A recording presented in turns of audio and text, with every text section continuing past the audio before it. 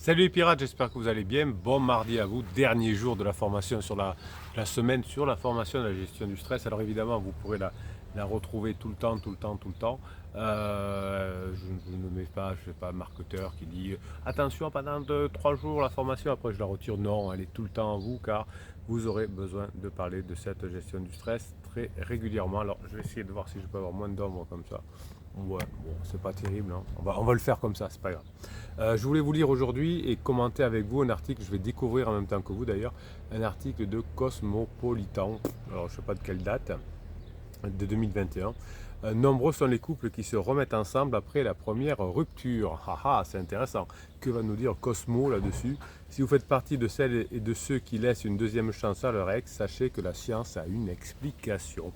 Bon, on va découvrir ce que nous dit Cosmo. Vous remettre à votre ex, l'idée vous a traversé l'esprit plus d'une fois. Et oui, évidemment, à votre conjoint qui vous a dit je ne veux plus, jamais je ne reviendrai pas, évidemment que souvent ça lui traverse l'esprit, surtout quand vous êtes devenu un pirate et surtout quand vous avez changé et quand vous passez des bons moments ensemble. Et vous n'êtes pas le seul si vous voulez remettre avec votre ex. 50% des couples décident de se redonner une chance après une première rupture, selon une récente étude. Et encore, on ne tient pas compte des pirates là-dedans. C'est pour la population générale. Et vous voyez que quand vous êtes un bébé pirate, au départ, vous faites plein d'interdits. Et pourtant, la moitié des couples se remettent ensemble. Alors, mais pourquoi se remettons ensemble avec son ex après avoir rompu? Je décide que c'est fini et puis je vais me revenir avec mon ex. Bizarre, hein? Pour les chercheurs, il y a bel et bien une explication psychologique et scientifique. Bon, écoutez, on va voir ce que nous dit.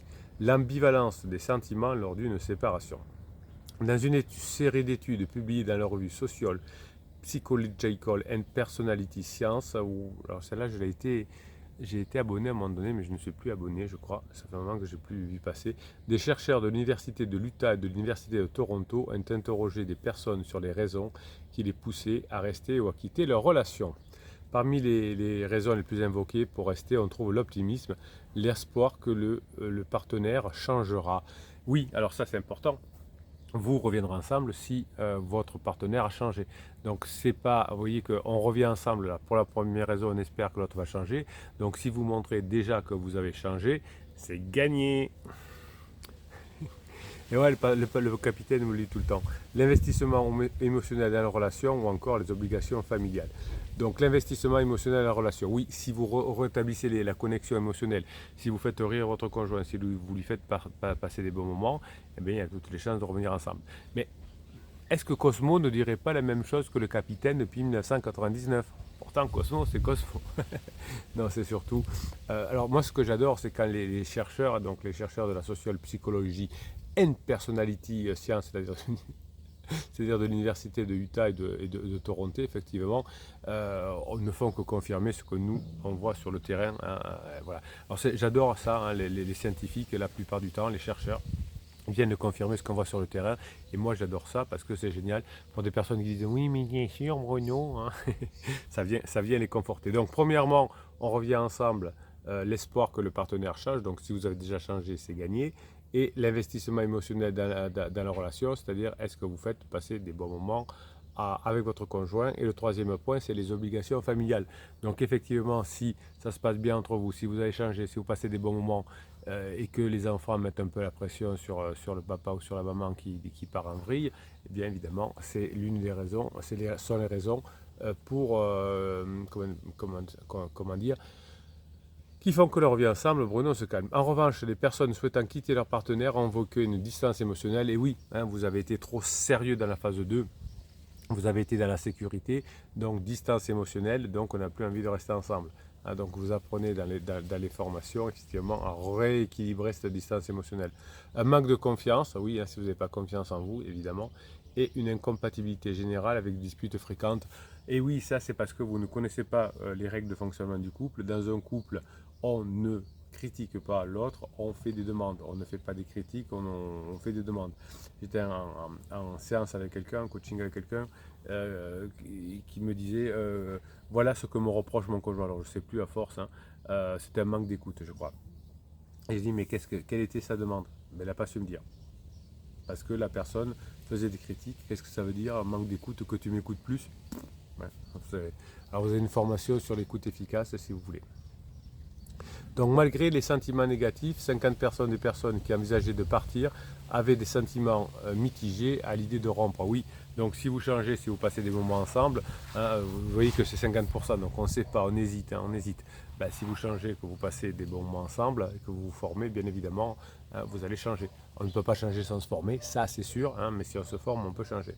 Les chercheurs soulignent que ce résultat concorde avec le fait qu'environ 50% des couples séparés se remettent ensemble. Voilà, il y a encore, hein, il n'y a pas là-dedans le nombre de couples qui travaillent sur eux. Donc à mon avis, pour le petit segment de personnes qui travaillent sur eux, à mon avis, Cosmo pourrait nous donner des chiffres largement supérieurs à 50%. Selon ces derniers, si l'on remet avec son ex, c'est parce qu'on a des sentiments ambivalents au moment de la rupture. Voilà. Même si votre conjoint a du déclaratif, dire c'est fini, je ne reviendrai pas, j'ai trop souffert ces dernières années, etc., il y a quand même des sentiments ambivalents. Évidemment, ces sentiments ambivalents, ça va dans le mauvais sens, car vous, départ, vous faites des interdits, vous êtes un bébé pirate, vous mettez la pression, vous mettez de la propulsion, vous mettez de la critique, vous pleurez, vous je ne sais quoi, vous avez une formation sur les interdits qui vous explique tout ça. Tant que j'y pense, les interdits, c'est un descriptif de cette vidéo. Vous avez dans le descriptif de cette vidéo le catalogue avec 100 formations, 110, 102, 102, 110, je ne sais plus. J'ai arrêté de compter il y a longtemps, notamment celle sur le stress et celle sur les interdits. Donc se remettre avec son ex pour les bonnes raisons. Alors parfois le couple se trouve dans une confusion de sentiments qui le pousse à attribuer à l'union la cause de tous ces malheurs. Oui, surtout quand on ne se sent pas bien, qu'on est en crise existentielle, que tout le monde nous saoule, évidemment, hein, son couple nous saoule aussi. Il n'est pas toujours facile de savoir si le couple vit un moment difficile tout à fait normal ou si la séparation est inévitable. La séparation est inévitable s'il y a des violences psychologiques ou des violences physiques. Violences physiques plutôt pour les hommes, violences psychologiques plutôt pour les femmes. Vous voyez, je suis très prudent, plutôt. Ça veut dire qu'il y a des femmes qui ont des violences physiques et des hommes qui ont des violences psychologiques aussi. Généralement, de ce que je vois depuis 1999, voilà, c'est un peu plus hein, dans un sens que dans un autre. Donc s'il y a vraiment des agressions physiques ou des agressions psychologiques importantes, ça nécessite une séparation. Pour le reste, quand on est ensemble depuis 5, 10, 15, 20 ans, eh bien, c'est souvent lié à une crise existentielle. Les auteurs de l'étude notent qu'une rupture est souvent plus difficile à vivre pour la personne qui quitte en raison du doute qui plane sur sa décision. Alors vous qui n'étiez sûrement pas à l'origine de la séparation, vous savez que c'est pénible aussi. Mais voyez que votre personne doute parce qu'en plus elle a de la honte, elle a de la culpabilité par rapport aux enfants, si vous avez des enfants, etc.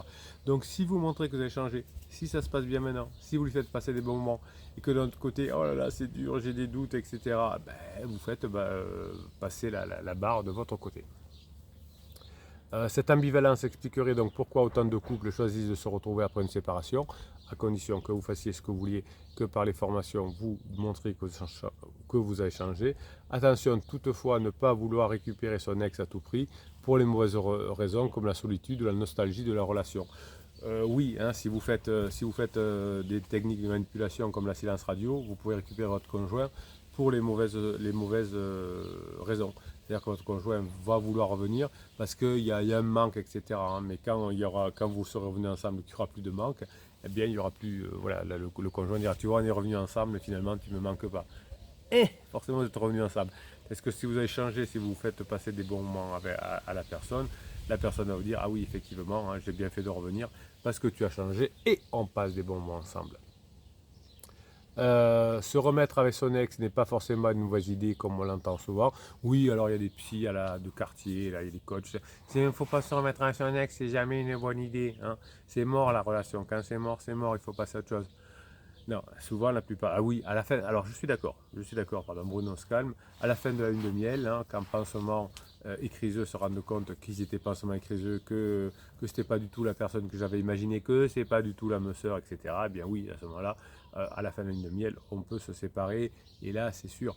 En revanche, pour vous, si vous êtes sur des bases saines, si l'un des deux montre qu'il a changé et qu'il a compris les règles de fonctionnement du couple, qu'il les a appris dans des formations, eh bien, ça va fonctionner. C'est pas parce que souvent la relation ne marche pas au premier coup. Et encore, ça ne restait 5, 10, 15, 20 ans, on peut pas dire que ça n'a pas marché. Mais c'est parce qu'on s'est mis ensemble sans avoir eu l'idée de savoir ce qui se passait dans le couple, comment ça se passait, quels étaient les besoins de l'autre, quel était le mode de fonctionnement, comment fonctionne un homme, comment fonctionne une femme. Et si on arrive à faire ça, eh bien évidemment, hein, on peut réussir son recoupling, comme on dit. Voilà, donc merci Cosmo, moi je suis assez d'accord là-dedans. Cosmo nous dit enfin, nous indique les résultats d'une étude des chercheurs de l'Utah qui finalement ne font que confirmer ce que je vous dis ici, et vous adorez ça, hein, quand il y a des chercheurs en neurosciences ou en psychologie sociale qui confirment tout ce que l'on voit sur le terrain, eh bien il y a des chances qu'on puisse arriver à fonctionner ensemble à nouveau. Allez, on va aller faire un petit tour du côté des pirates, là, dessous, là, en commentaire, quand vous mettez des commentaires, eh bien, je vais les lire, je vais faire un petit commentaire de vos commentaires, on va se régaler. On va voir ce que ça donne, comme pour l'article de Cosmo, je ne les ai pas lus avant. Ben moi, j'aime découvrir les choses, je suis un homme de l'instantanéité, ça vient des années de coaching que j'ai pu faire pour vous aider. J'aime bien ça. Allez, on y va. Dan Bourguignon. Bonjour à tous et à toutes, la vidéo d'aujourd'hui m'a particulièrement intéressé. Alors c'était éviter la séparation en soutenant un gros projet. Ah oui, donc grosso modo dans la formation, j'ai expliqué que plus vous aurez un gros projet à avoir, que ce soit avec votre conjoint ou avec quelqu'un d'autre, eh bien il y a des chances que ça s'améliore. Vous réécouterez cette vidéo, vous allez vous régaler. La vidéo d'aujourd'hui m'a particulièrement intéressé par rapport au projet du conjoint et à sa volonté de grandir. Merci YouTube. Hop, on continue. J'avais tendance à mettre son projet dans les symptômes de l'état de crise et donc à considérer que cela passerait avec le temps. Non. Hein. Considérez ce gros projet comme une façon de revenir ensemble. Hein, je vous l'expliquais dans la vidéo. Pour moi, le refus était aussi un moyen de la protéger, mais visiblement, j'ai mal réagi. Oui, bah, le cerveau en mode survie fait faire des erreurs. Hein. C'est comme ça, mais c'est pas grave. L'être humain est résilient. Même si on a fait de grosses erreurs, on peut quand même revenir ensemble. L'agnac dit belle journée à tous, ça va être chaud aujourd'hui sur tous les fronts, mais on a l'agnac, on est des rocs. Oui, surtout pendant la première phase du cycle, hein, de fonctionnement du couple, vous avez intérêt à gérer votre stress, attendre que le truc, je vais tout casser, je suis tout feu, tout flamme, je veux divorcer, passe, et ensuite on passe dans la phase plateau avec le cycle d'automne où tout se calme, hein, mais pendant la phase d'été, on veut partir absolument. Et là, si on ne fait pas attention, ça peut être désobligeant. Bonjour la piratine, dit Papa Cabri. Dès que l'on pense à des objectifs lointains, on se dit que le chemin à parcourir est trop grand et cela nous paralyse. D'où l'intérêt de la méthode des petits pas, vous avez raison. Petit pas, jour après jour, c'est la seule méthode efficace. On agit, que la grinta soit avec nous. Merci Papa Cabri, c'est très juste. Rock and Rock. Salut les pirates, footing à la fraîche ce matin à 6h, bravo. Vidéo du capitaine au petit déjeuner ensuite. Ouais, les vidéos c'est à 7h. C'est parti pour une super journée. Vous voyez quand il y a des pirates comme ça, comment voulez-vous qu'on soit pessimiste par rapport à leurs résultats? C'est des pirates qui réfléchissent, qui apprennent, qui font du sport, qui avancent, qui font des formations. Eh bien, il y a toutes les chances de revenir ensemble, effectivement. Adrien Foufou. Bonjour les pirates, un petit moment que je suis les vidéos et j'ai fait quelques formations et j'attends un coaching avec le capitaine, il va pas tarder. Papa de 2 enfants de 2 ans et 6 ans. Ah, 2 ans et 6 ans, si c'est le dernier à 2 ans, souvent pour une femme c'est un peu le deuil du côté à maman, hein. Pour elle dans sa tête c'est le dernier et ça fait un peu vriller, c'est vrai, hein, on l'a vu souvent. La maman est partie dans un appartement il y a 3 semaines pour vivre sa vie, retrouver la liaison avec un ancien collègue de travail. Comme c'est bizarre, qui dure depuis je ne sais pas combien de temps.